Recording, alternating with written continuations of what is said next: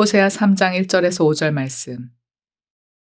여호와께서 내게 이르시되 이스라엘 자손이 다른 신을 섬기고 건포도 과자를 즐길지라도 여호와가 그들을 사랑하나니 너는 또 가서 타인의 사랑을 받아 음녀가 된 그 여자를 사랑하라 하시기로 내가 은 15개와 보리 한 호멜 반으로 나를 위하여 그를 사고 그에게 이르기를 너는 많은 날 동안 나와 함께 지내고 음행하지 말며 다른 남자를 따르지 말라. 나도 네게 그리하리라 하였노라. 이스라엘 자손들이 많은 날 동안 왕도 없고 지도자도 없고 제사도 없고 주상도 없고 에봇도 없고 드라빔도 없이 지내다가 그 후에 이스라엘 자손이 돌아와서 그들의 하나님 여호와와 그들의 왕 다윗을 찾고 마지막 날에는 여호와를 경외함으로 여호와와 그의 은총으로 나아가리라. 명절이 가까워서 좋은 이야기를 해야 되는데 준비를 하다 보니까 이런 이야기를 먼저 꺼내게 됐습니다. 그 얼마 전이에요. 무슨 좋지 않은 일이 있었겠지요. 남편과 아내가 이렇게 별거 중이었습니다. 별거 중에 이 남편 된 남자가 자기 아내가 다른 남자하고 함께 있는 것을 눈으로 목격하게 된 거예요. 그동안 쌓였던 어떤 상처, 또 순간적인 분노, 이걸 참지를 못해서 결국 그 아내를 살해하고 말았어요. 그 사람의 본능이 대부분 이런 거 아닐까 싶어요. 내가 배신을 당하고 그래요. 마음에 많은 상처를 가지고 있으면 복수심이 생기잖아요. 그러면 결국 기회가 있으면 이 경우처럼 폭력 아니면 파괴 이렇게 반응을 보이기가 십상이에요. 인간은 그래요. 그런데 오늘 주제는 하나님의 주제입니다. 하나님의 반응은 이럴 때 어떨까요? 하나님의 반응은 이것과는 전혀 달라요. 반대의 반응을 보이세요. 그게 오늘 호세아서 3장의 이야기입니다. 여러분, 호세아는 당대 최고의 선지자입니다.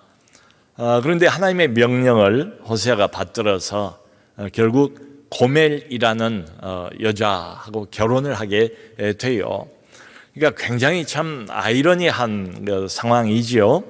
결혼을 했는데 두 사람이 둘 다 유명세를 타고 있는 사람이니까 이스라엘 그 사회 안에서 이게 얼마나 참 소문거리, 입소문을 탔겠어요. 화제거리가 됐겠지요. 당대 가장 거룩한 선지자 호세아하고 당대 그 이름이 널리 알려진 음녀 고멜하고 결혼을 했어요. 하나님이 이렇게 하라고 하신 이유는 뭘까요? 그러니까 두 사람이 결혼을 해서 한 가정을 만들게 되지 않습니까? 이 가정을 통해서 하나님께서 주고 싶은 메시지가 있는 거지요. 말로만 하면 효과가 약하니까 직접 눈으로 보고 느끼라고 이스라엘 백성들이 그래서 결혼을 시킨 거예요.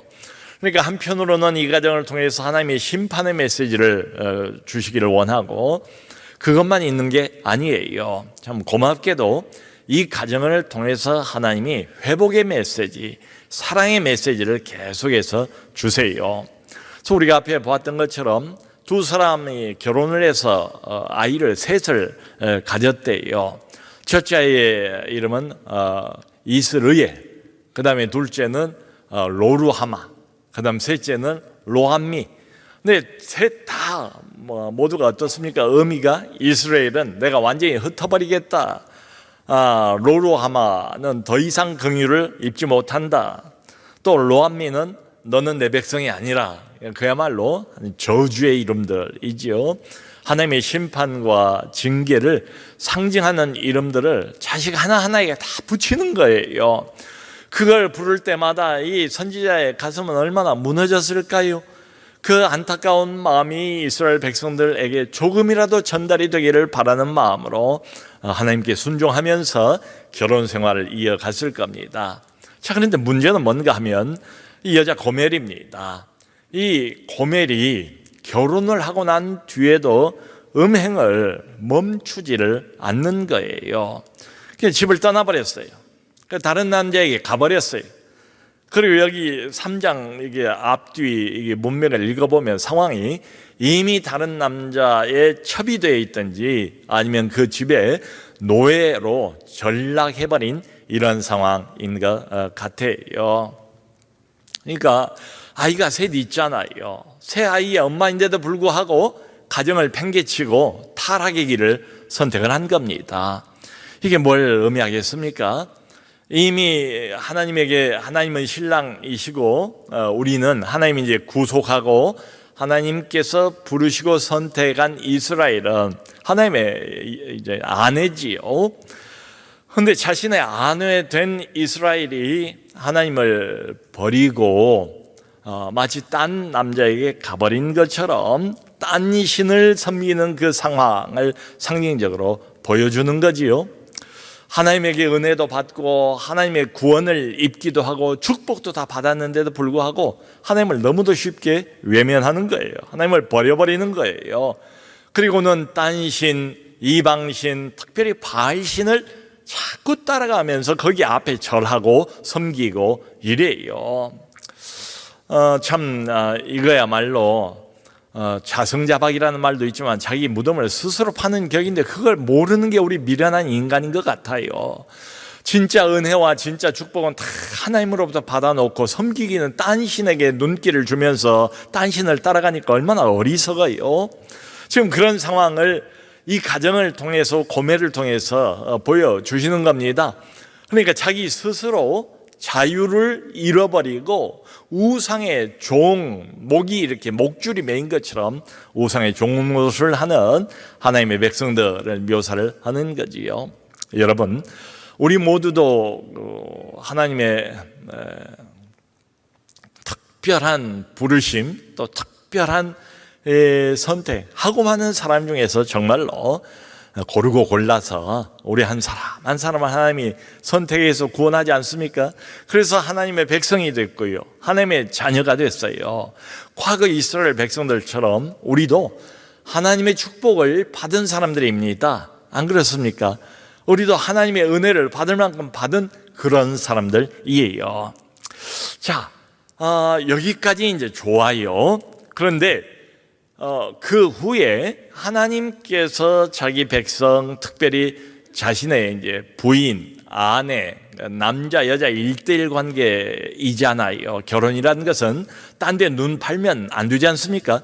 이거야말로 결혼이라는 언약 관계를 지키는 가장 기본적인 법칙이지요. 한 여자에게만, 한 남자에게만 성실해야지요. 이제 이게 중요합니다. 그래서 하나님이 우리를 구원하시고 우리는 그분의 은혜도 받았고 그분의 축복도 받았어요. 자, 그러면 그 다음에 하나님께서 성경을 보면은 절대로 자기가 선택한 자기 백성, 자기의 아내라고까지 이야기를 하시니까 그만큼 우리에 대한 집착이 강하시지 않겠어요? 아무나 보고 뭐 내 여자라고 그럽니까? 내 남자라고 그럽니까? 안 그러잖아요. 그야말로 특별히 마음을 쏟아 붓는 이런 대상을 향해서 내 여자라고 말하고 내 아내라고 말하지 않겠어요? 그러니까 하나님께서 우리를 구원하시고 난 다음에는 이제 이게 중요해요. 우리의 종교 생활에만 관심을 갖거나 거기에만 간섭을 하질 않아요.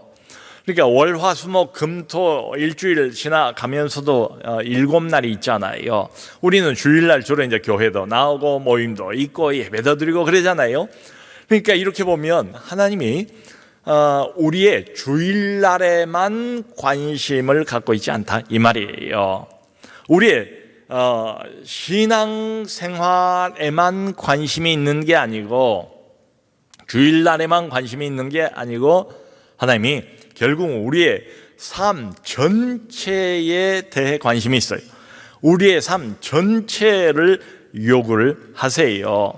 예를 들면 하나님께서 주일날 우리 예배당 예배드리고 봉사하고 이것만 간섭하는 게 아니래요. 하나님께서 직장생활도 간섭하기를 원하시고 또 가정생활도 간섭하기를 원하시고 심지어는 우리 하나님께서 취미생활, 내가 무슨 취미를 가지고 뭐 사람이 이렇게 스트레스를 받고 또 일을 하다 보면 이렇게 좀 리프레시가 필요하잖아요. 쉴 때도 있어야 하잖아요. 근데 그 취미 생활까지도 하나님께서 간섭하기를 원하세요.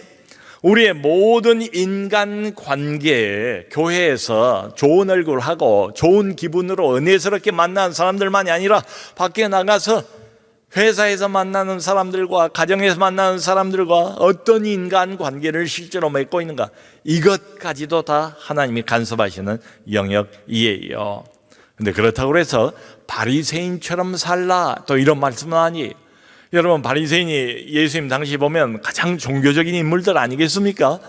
근데 어때요? 온통 형식, 의식, 마음은 딴 데가 있어요. 마음속에 하나님이 없어요. 그야말로 가면을 쓰고, 종교적인 가면을 쓰고 거짓부렁으로 살아가는 사람들, 예수님이 얼마나 싫어했습니까? 막 저주를 퍼붓지 않습니까? 그렇게 살기를 또 원하시는 건 아니에요. 그러니까 진심으로 마음을 담아서 하나님을 섬기면서 살기를 원하지요. 이런 것들을 다 한마디로 요약을 하면 뭔가 하면, 하나님께서 먼저 오셔서 너는 내 것이라 말씀하시고, 하나님이 나를 그분의 아내 삼으시고 백성 삼으시고 자녀를 삼으셨다는 그 말은 이런 뜻입니다. 이제 앞으로는 내 인생의 중심이 하나님이 돼야 한다. 내 생활의 중심이 하나님이 돼야 한대요. 그래야 하나님의 백성들, 성령 받은 하나님의 자녀들은 모든 것이 그래야 제자리를 잡는다라고 말씀을 하세요. 그리고 그게 실제로 우리가 신앙생활을 해보면 사실이라는 것을 알 수가 있어요. 여러분, 고멜 입장에서 생각을 해보면 이런 생각하지 않았을까요? 고멜도 사람이잖아요. 양심이 있을 거 아니에요. 더군다나 자기하고 일부러 선지자인 거룩한 그 호세아가 결혼을 했다는 것도 알 거 아니에요. 그러니까 자기를 향한 이 호세아 선지자, 자기 남편의 헌신, 성실함, 자기를 향한 지속적인 사랑, 이걸 고멜도 모르는 바가 아닐 거라고요. 그럼에도 불구하고 고멜을 움직이는 건 뭡니까? 우리가 성경을 보면 뭐 뻔하잖아요. 자신의 본능, 애습관, 이게 고멜을 좌지우지하는 겁니다. 다시 말하면 예전에 누렸던 세상 재미, 이게 이 사람의 마음을 움직이는 거예요. 그 이스라엘 백성들이 출애굽하고 난 뒤에도 자꾸 애굽을 그리워하잖아요. 노예 생활하면서 채찍에 맞았던 그 애굽, 그게 뭐가 좋다고? 그때는 마늘도 먹고 고기도 먹고 뭐도 먹고 그런 것들을 그리워하는 것처럼, 이미 떠나온 어둠의 땅 애굽, 사단에게 사로잡혀서 종노릇하고 있었던 바로 그 시절, 그런데 세상 쾌락, 세상 향락 마음껏 누리면서 허랑방탕하면서 자기 인생을 탕진하고 있었던 그때 그 세상 쾌락과 세상 재미, 이걸 마치 고멜처럼 우리도 못 잊는 것은 아닌가. 여기 1절을 보면 그래서 뭐가 나오냐면 건포도 과자가 나와요. 여러분, 건포도 있잖아요. 말린 포도. 그걸 이제 여기저기다가 촘촘하게 박아놓은 과자를 생각해 보세요. 그 얼마나 참 맛있겠어요? 우상을 섬기면서 건포도 과자를 즐기는 모습을 1절에서 묘사하고 있어요. 이게 뭔가 하면, 하나님은 제껴 버리고 우상 앞에 가서 절하고 우상에게 이제 제사를 드리고, 제사를 드리면서 그때 드릴 때 바친 물건 중에 입이 달달하고 마음을 유쾌하게 만드는, 단 거 먹으면 좀 마음이 유쾌해지지 않습니까? 그 건포도 과자. 그러니까 이방신을 섬길 때 함께 먹고 즐거워했던 건포도 과자, 이게 이제 향락, 세상 쾌락의 상징이란 말이죠. 그걸 일부러 의미를 하고 있습니다. 여러분, 이런 거예요. 그러니까 우리의 어떤 본능이, 인간적인 본능 말이에요. 인간적인 본능, 그리고 우리의 어떤 어둠의 속성, 이게 하나님의 말씀을 이겨버립니다. 하나님의 말씀 모르는 바가 아니에요. 많이 들었어요. 큐티도 했어요. 그런데 내 안에 있는 어떤 욕망, 그리고 어둠의 본성, 이게 하나님의 말씀을 늘 이겨버려요. 이게 이제 우리의 문제입니다. 그 일전에 우리 사회를 한번 떠들썩하게 했던 대도라고 불리우는 그 조모씨 사건이 있었어요. 당시 이제 이분이 워낙 이제 동해 번쩍 서해 번쩍 하면서 고관들의 집을 이렇게 털고 이제 그 사람에 대한 무슨 의적 일지매와 같다 이렇게 동일시하면서 이런 소문을 달고 다녔던 대도라고 불렸던 사람이 있습니다. 근데 이 사람이 이제 감옥에 가서 잡혀가지고 감옥에 있으면서 성경을 읽고 그때 이제 하나님을 만나고 회심을 했다는 이야기를 우리가 들었지요. 그리고 나와가지고 또 신학도 공부를 하고 이 교회 저 교회를 다니면서 간증도 하면서 은혜도 끼치면서 한동안 그랬어요. 근데 얼마 못 갔어요. 조금 뒤에 다시 도적질을 시작을 하고 절도범으로 잡혀가지고 그 뒤로도 계속 감옥을 들어갔다 나왔다 하는 걸 보았습니다. 여러분, 이게 뭘 말할까요? 그러니까 머리로는 알겠는데 조금만 방심하면 다시 옛날로 돌아가 버리는 거예요. 내가 입술로 고백도 했어요. 내가 간증까지 했어요. 내가 하나님 만난 경험이 있다고요? 없는 게 아니에요. 하늘의 빛을 봤어요. 못 본 게 아니에요. 새 생명을 얻었어요. 그럼에도 불구하고 조금만 방심하면 아직도 마치 고멜처럼 남아있는 옛 습관과 육신의 본성이 너무도 강해서 조금만 방치하면 그냥 다시 옛 시절로 돌아가 버리는 겁니다. 우리가 이제 오래 살아가면서 이런 자신의 모습을 종종 만나잖아요. 그럼 참 얼마나 낙심이 돼요. 가슴을 치면서 또 내가 이랬구나, 정말 나는 왜 이러는가 등등 하면서 자기에 대해서 낙심을 넘어서 절망적인 느낌이 드는 때도 없잖아 있을 거예요. 지금 이스라엘 백성들 상황이 마치 그런 거예요.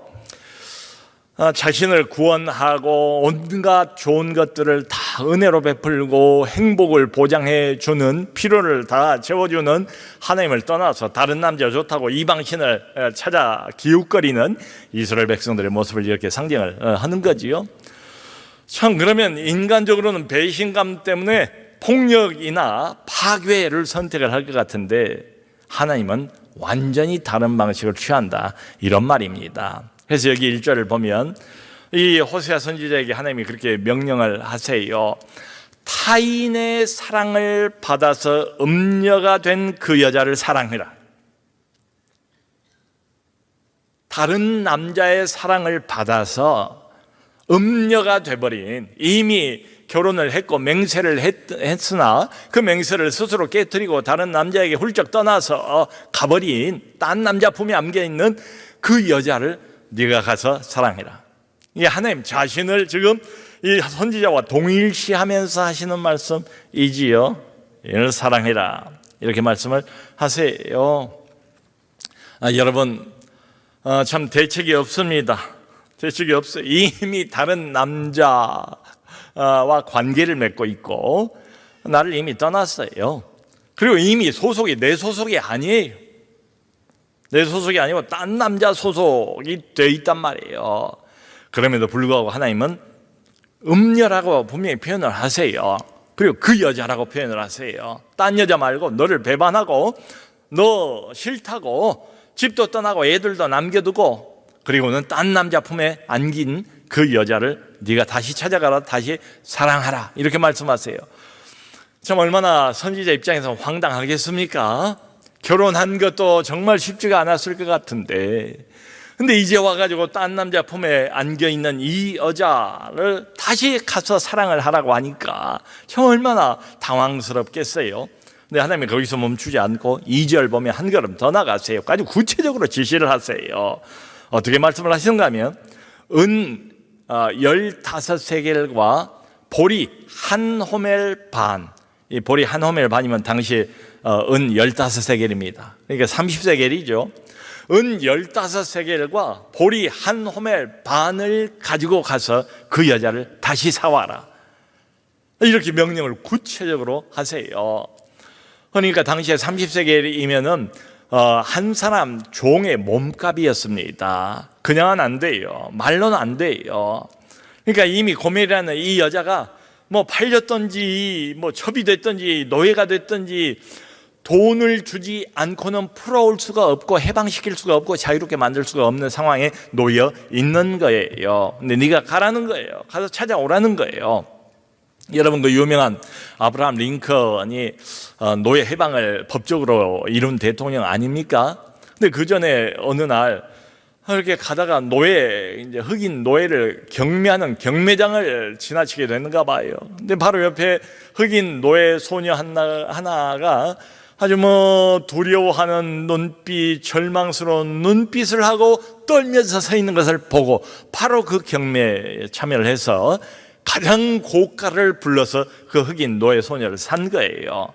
그리고는 그 흑인 노예 소녀를 얻자마자 그렇게 링컨이 말을 했답니다. 내가 너를 산 이유는 너를 해방시켜주기 위해서야. 너를 자유롭게 해주기 위해서야.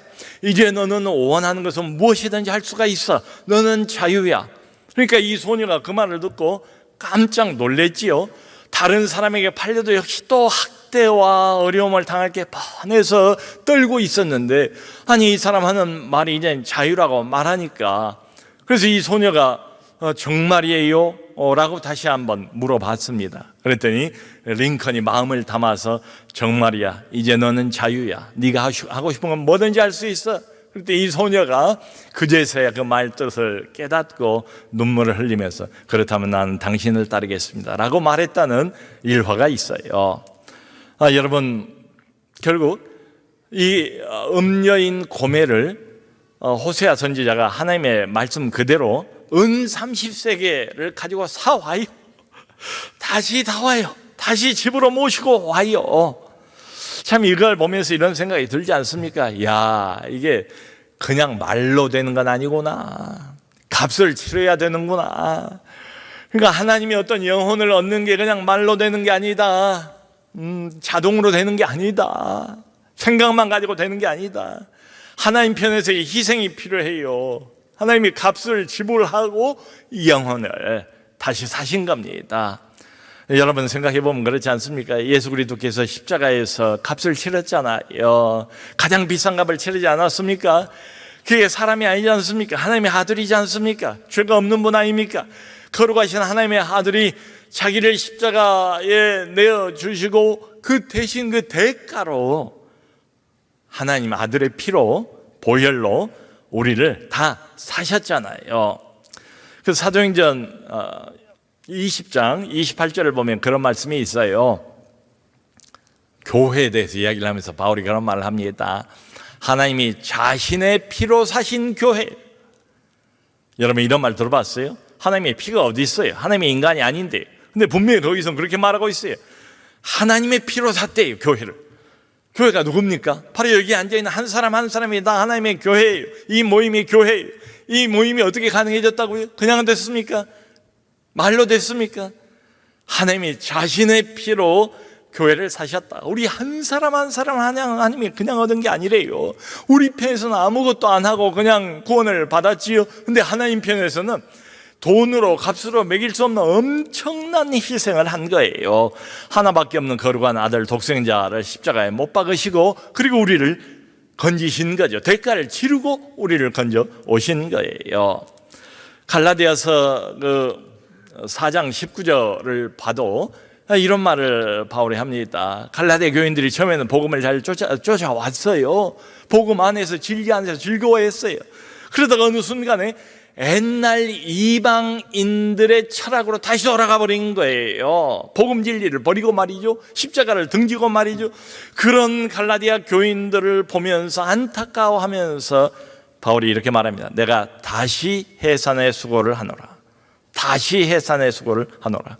여러분, 하나님께서 우리를 건져만 놓고 안에 삼아 놓고 거기서 끝, 이게 아니죠. 성경을 보면 하나님께서 영적으로 우리를 양육하기 위해서는 여기 보는 것처럼 사랑의 고통이 필히 동반되게 마련입니다.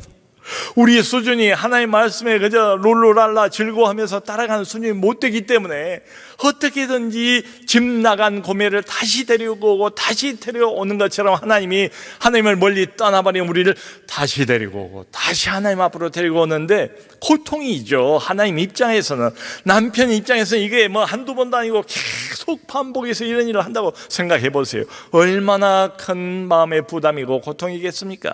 그런데 오늘 성경에 보여주는 건 뭔가 하면, 호세아를 통해서 하나님이 지금 보여주고 싶어하는 메시지는 뭔가 하면, 그렇다 해도 하나님이 포기하지 않는다. 한 번 아내 삼고 한 번 계약을 맺은, 언약 관계를 맺은 자기 백성에 대해서 하나님이 포기하지 않고 기꺼이 그 값을 치르신다, 이런 말입니다. 여기 4절을 보면 이런 말씀을 하세요. 많은 날 동안 고생을 할 거다. 그런데 많은 날 동안 이스라엘 백성들이 고생을 할 거라. 이게 이제 앞으로 이제 있을 포로 기간을 의미를 하는 거예요. 많은 날 동안 고생을 할 거라. 그러면서 구체적으로 그 무슨 일이 있을 것인가? 그 많은 날 동안에 왕도 없고 지도자도 없고 제사도 없고 주상도 없고 에봇도 없고 르비딤도 없고 다 드라빔도 없고 모든 게 다 없을 거다. 이게 종교적인 공백 기간을 의미를 하는 겁니다. 다시 말하면 영적인 암흑 기간을 의미를 하는 거예요. 그때는 그렇게 될 것이다.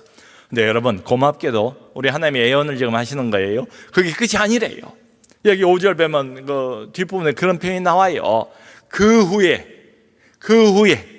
마지막 날에 징계와 연단을 통한 회복이 있을 것을 말씀을 하세요. 아멘.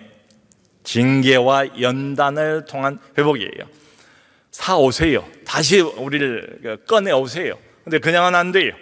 징계가 필요하고 한동안의 연단이 필요해요.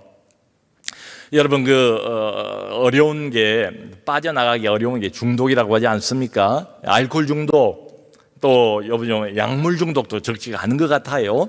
근데 알코올 중독이든 약물 중독이든 중독 재활 과정을 이렇게 보면 일단 격리를 시킵니다. 일반 사회로부터 격리를 시켜, 그리고 그 사람들을 집중적으로 훈련을 시켜요. 그리고 이제 중요한 것은 그게 금방 되는 게 아니에요. 재활 그 과정을 거치는데 적어도 1년, 2년 프로그램이 그래요. 그래서 제가 그 중독 재활 과정 프로그램을 이렇게 쭉 봤어요. 보니까 12단계까지 있더라고요. 1단계, 2단계, 3단계, 4단계, 12단계를 거쳐야 비로소 이 과정이 끝나고 중독으로부터 벗어나게 돼 있어요. 이게 뭘 말합니까? 시간이 필요하다고요. 그 기간 동안은 고통이겠죠. 근데 연단의 과정이 필요해요. 다시 회복이 되기 위해서 그냥 되는 건 아니에요. 저절로 되는 건 아니에요. 연단의 과정, 재활의 과정, 회복의 과정, 이게 금방 스위치 켜면 전기불 들어오고 누르면 또 꺼지고 이러면 얼마나 좋겠어요.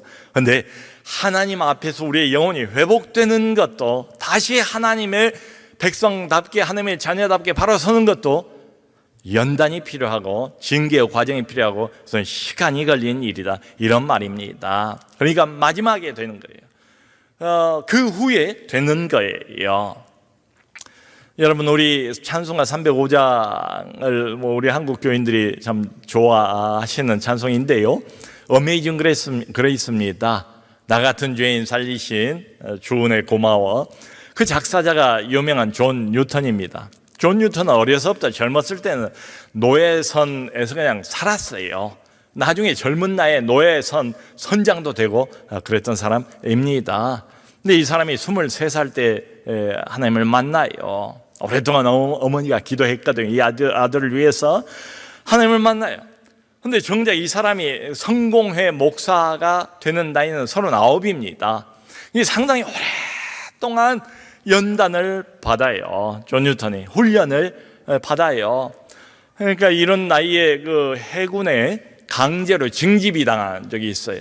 근데 워낙 이제 성격이 이렇게 괄괄하니까 상사하고 부딪혔어요. 충돌했어요. 그래가지고 또 채찍으로 이렇게 막 맞고 가장 낮은 계급으로 강등이 되는 이런 수치스러운 굴욕을 경험하기도 하고요. 또 노예선에서 오랫동안 인생을 보냈던 사람이에요. 젊어서부터. 근데 한 번은 아프리카 원주민들에게 사로잡혀가지고 자기가 노예 신세가 돼서 쫄쫄 굶으면서 어려움을 당하면서 거의 죽을 지경까지 보낸 이런 적도 있고요. 또 그 배 위에서 각종 질병과 말라리아, 특별히 거기에 걸려서 몇 번을 시달리다 죽을 고비를 넘기면서 몸이 약해지는 이런 경험을 하기도 하고요. 그러다가 결국 29살 때에 노예선을 완전히 떠납니다. 그리고 바로 신학교 가고 목사가 되고 이런 것도 아니에요. 그로부터 상당한 시간이 지나요. 7년 동안 혼자 공부를 합니다. 혼자 독학을 해요, 신학을. 당시에는 옥스포드나 케임브리지 이런 데를 나와야 그 다음에 이제 성공의 목사 안수를 받을 수가 있는데, 그런 배경이 아무것도 없어요. 공부를 하기에는 그런 학교 들어가기도 어렵고 너무 늦은 거예요. 그래서 그냥 공부를 독학을 한 거예요. 근데 워낙 이 사람의 어떤 경건의 성품과 목회자적인 자질과 영성을 보고 그 주변에 다른 주교들, 목회자들이 강력하게 추천을 해서 아주 예외적인 케이스로 39살에 성공의 사제가 됩니다. 여러분, 이게 뭘 말합니까? 어떤 사람이 정말로 하나님 앞에 바로 서기 위해서는 연단이 필요하다, 징계가 필요하다, 그리고 금방 되는 게 아니다. 내가 자꾸 넘어지지 않습니까? 예전에도 넘어졌지만 지금도 우리 넘어져요. 하늘나라 갈 때까지 아예 안 넘어지는 날은 없을 겁니다. 그런데 그 빈도수가 옛날에 100번 넘어졌다면 지금은 한 50번 넘어지고, 이제 몇 년 지나가면 또 이게 한 10번으로 줄면서 조금씩 우리가 하나님이 원하는, 하나님이 빚어나가시는 아름다운 신부의 모습으로 변해 나가는 거죠. 그러니까 너무 낙심하지 마세요. 여기 5절에 보면 그런 말이 나왔습니다. 이렇게 되면 이제 어떻게 되는가 하면 여호와와 그의 은총으로 너희가 나아가리라. 얼마나 아름다워요. 그전에는 하나님 떠나기 밥 먹는 것처럼 이랬는데, 이제는 훈련받고 연단받고 난 뒤에는, 회복이 되고 난 뒤에는 너희가 여호와와 그의 은총으로 나아가리라. 아멘, 아멘. 그게 우리를 향해서 주시는 하나님의 메시지라고요. 그러니까 지금 넘어지는 것에 대해서 너무 낙심하지 말고 절망하지 마세요. 결국은 나의 일어섬, 나의 회복은 내 손에 있지 않습니다. 내 결심에 있는 것도 아니에요. 결심한다고 해봐도 우리는 어쩔 수 없이 또 넘어지잖아요. 결국은 전능하신 하나님 손에 있어요. 그분의 재활 프로그램 안에 들어와 있어요. 그분의 회복 프로그램 안에 우리가 모두가 들어와 있어요. 아무도 거기서 빠져나갈 수가 없어요. 이 훈련을 받고 난 뒤에는 여호와와 그의 은총으로 나아갈 줄로 믿습니다. 여러분, 시간이 걸리지만 인내합시다. 하나님은 징계를 하시지만 이게 사실은 사랑의 또 다른 양면입니다. 징계가 사랑이고 사랑이 징계이고 그래요. 내 자식이고 내 관심이 가득하니까 징계도 하고 벌도 주는 것이지, 내 자식 아니라면 왜 내가 남의 자식을 괴롭히겠어요? 내 사람이고 내 아내고 내 사랑이고 내 자녀이니까 하나님께서 징계도 하시는 거지요. 그래서 하나님의 이 징계는 그냥 미워서 하는 법은 없고요. 이렇게 말씀드리고 싶어요. 하나님의 사랑도 그렇고 하나님의 징계도 그렇고 전략적입니다. 전략적인 징계, 전략적인 사랑이에요. 이 말은 이걸 통해서 이거 통과시키고 난 다음에 어떻게 만들겠다는 그림이 이미 이분에게 있는 거예요. 그 그림을 가지고 이 고통과 연단의 과정을 통과시키는 겁니다. 그래서 전략적인 징계예요. 지금 어려움 속에 있다 할지라도 너무 낙심하지 마시고 하나님의 크신 손을 기억하시고 늘 소망을 갖는 우리 모두 되기를 주님의 이름으로 축원합니다.